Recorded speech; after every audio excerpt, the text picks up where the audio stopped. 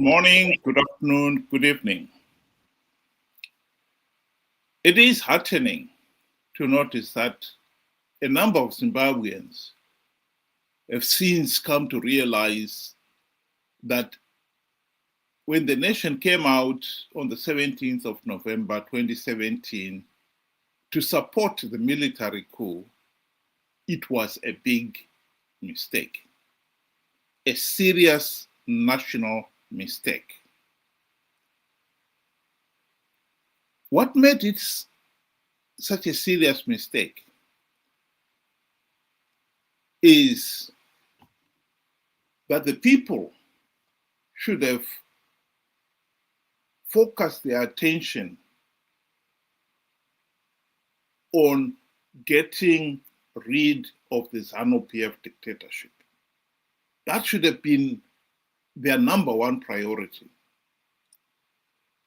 In fact, you can date it back to the late 1990s when the people realized that ZANU-PF was rigging the elections, and as long as the party is able to rig the elections, they will never have any meaningful change in the country. So the only logical thing to do was for them to call for democratic change, and in this particular case, elect opposition whose number one task would be to implement the democratic reforms to stop ZANU-PF rigging the elections. That should have been the number one focus and never deviate from that. The fact that it has taken so long to end the ZANU-PF dictatorship is another story. In 2017,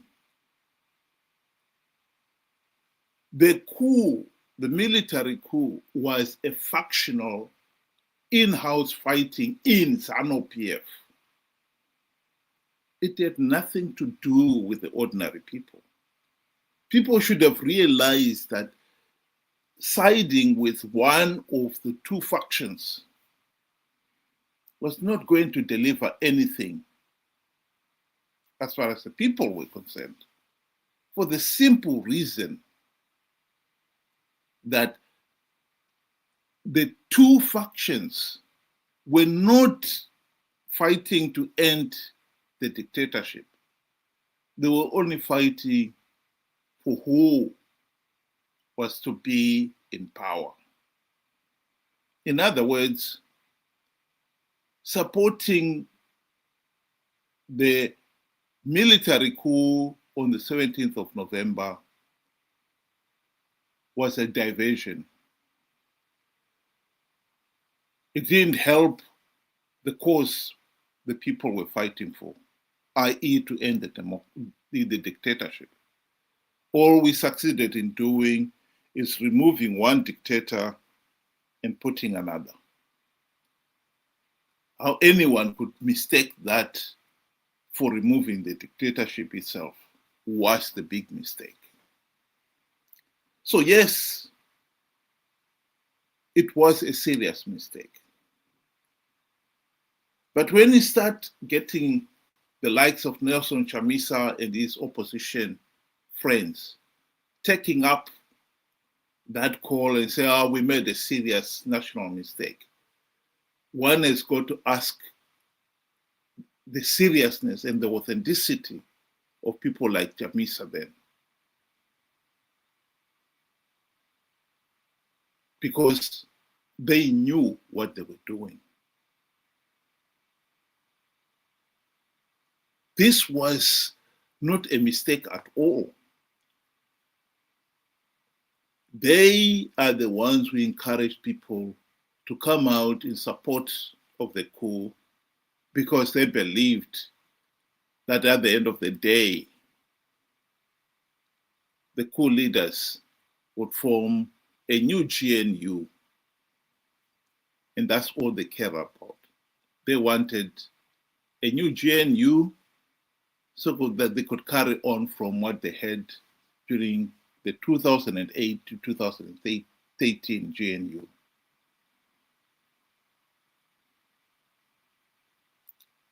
If we're going to say it was a mistake, are we also going to say that the MDC leaders' failure to implement even one token reform during the 2008 to 2013 GNU was a mistake?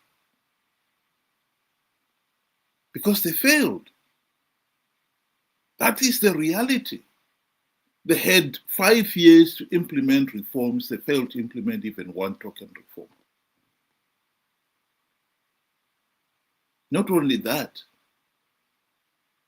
when they realized they had failed to implement any meaningful reforms in 2013, they were warned by SADC, do not go into those elections without implementing at least the electoral reforms. They ignored that. Was that a mistake again?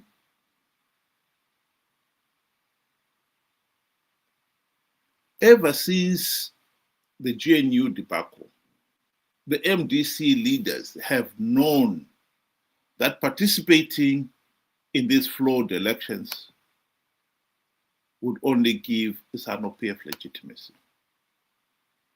And they admit it.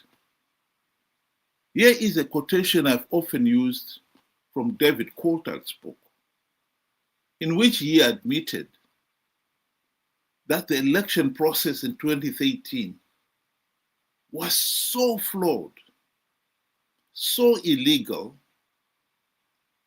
the only logical step was to withdraw.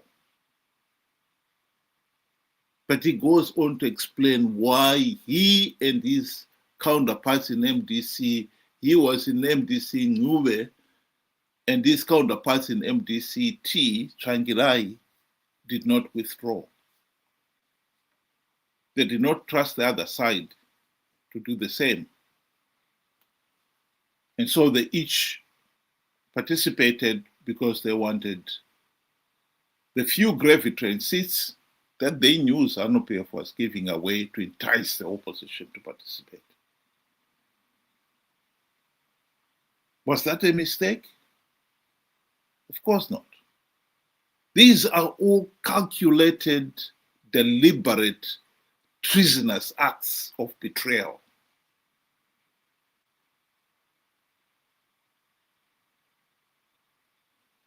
Even when they knew that participating would give ZANU-PF legitimacy, they still went on to coerce people to participate by telling them lies. In 2023, Nelson Chamisa told the people that CCC was going to win big because he had plugged all the vote rigging loopholes. He knew that was a lie.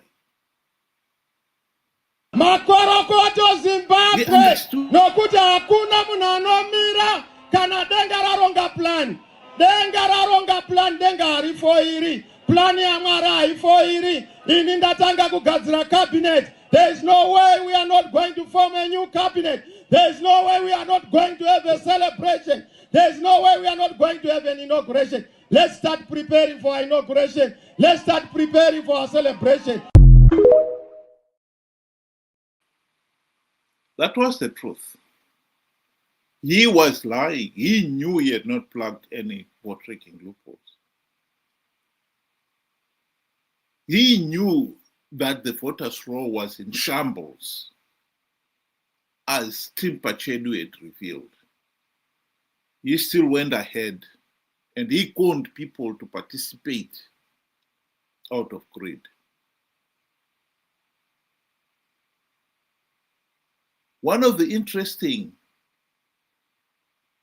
stories that have emerged was from some of his own fellow leaders, the likes of Chilton Wende. He has revealed that C did not deploy election agencies, even though they had the money to do so. Why? Because they knew ZANU-PF was rigging those elections. And so they pocketed some of the money. And when they hear admitting that the money the polling agent, meant for the polling agent was pocketed, and some of it was used to buy cars,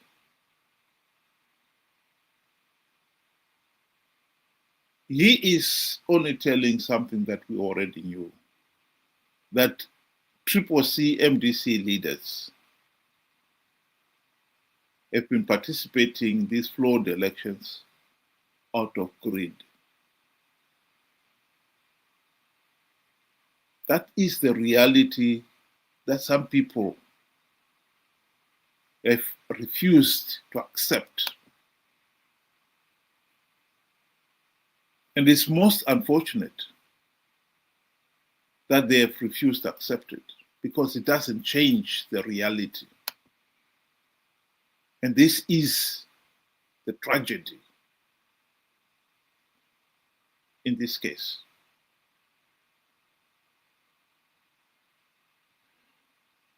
I'm disappointed that the likes of Nelson Chamisa now wants to pretend that they made are serious mistakes, when these are actually deliberate and calculated treasonous acts, betraying the people.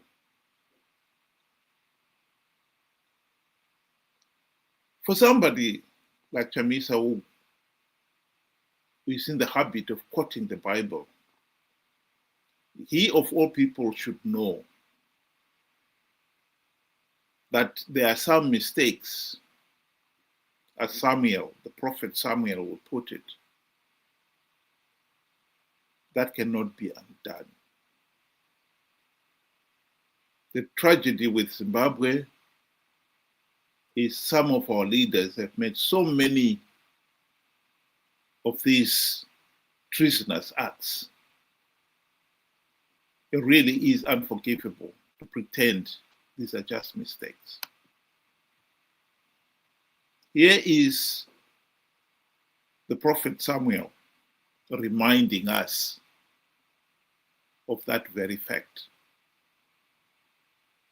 This is from the movie, The House of David. I don't understand what I saw. In time, you will. Tell me, how did you find me? I thought there was only one mountain more holy than none. Indeed. Sinai. Mountain of fire. I did have great strength here, great wisdom. Still, I need no vision to understand why you come. Remember the days past, Samuel? Nothing in my father's sight. The boy. His memories flood me each and every day. They break my heart. Why does this curse remain? Jonathan, the only curse is your father's unwillingness to release what is no longer his. Tell me, what is the first commandment that Moses gave here on this very mountain? You shall have no other gods before me. And yet, your father has become a god unto himself, and he is tormented because of that. You can bring him back. I have no such problem. You do. You are Samuel. You led Israel. All men fear you. No. As they should. No, Jonathan. I have begged for your father, for your house. It changes nothing. There are some mistakes that cannot be undone. and the visions I had ascending the mountain, they come to pass? There is truth in that, but I cannot say whether they will come to pass. Hey, Jonathan, none of this is your doing. There is much good you in you. If you believe that, then tell me. You anointed another?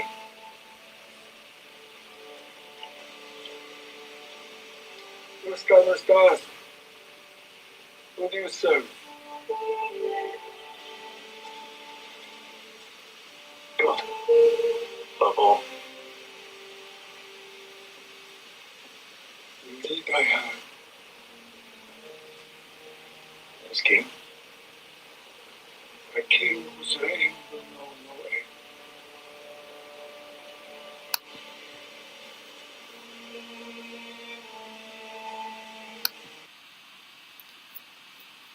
That is the truth. What some of our political leaders have done and have been doing is treasonous betrayal of the people. And they pretend or want to pretend these are just mistakes. That is something that should be dismissed with the total contempt it deserves, because nothing could be further from the truth. When Nelson Chamisa and his MDC friends failed to implement even one token reform during the GNU, that was not a mistake. They sold out. The opposition have failed to implement even one token reform in 25 years. That is no mistake. It is because they're breathtakingly incompetent and corrupt. The tragedy with Zimbabwe is that Zimbabweans themselves have been slow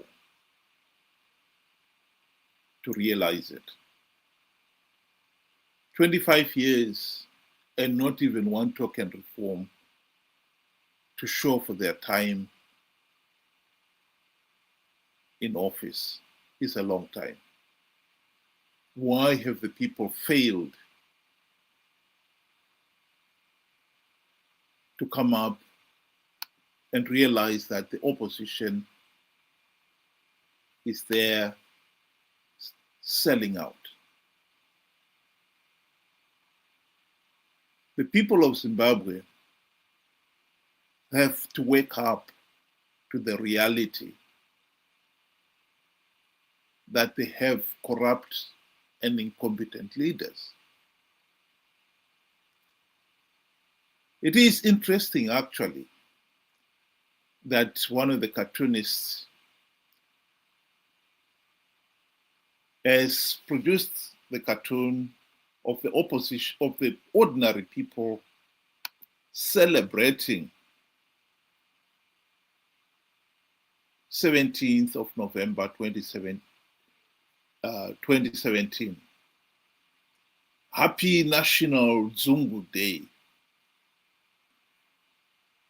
And they are gloriously happy. The truth of the matter is, they should be asking themselves, what are we happy about? But it is a cartoon that is capturing the problems in Zimbabwe. We should be hanging our heads in shame and keen as mustard to get out of this hell that we've found ourselves in. And yet here we are, happily celebrating our stupidity, our own stupidity. The roads are full of potholes, the sewage flowing everywhere. The country is sinking. And yet, we seem to be oblivious of all that and celebrate our own stupidity, our own serious national mistake. I ask again, what is there to celebrate?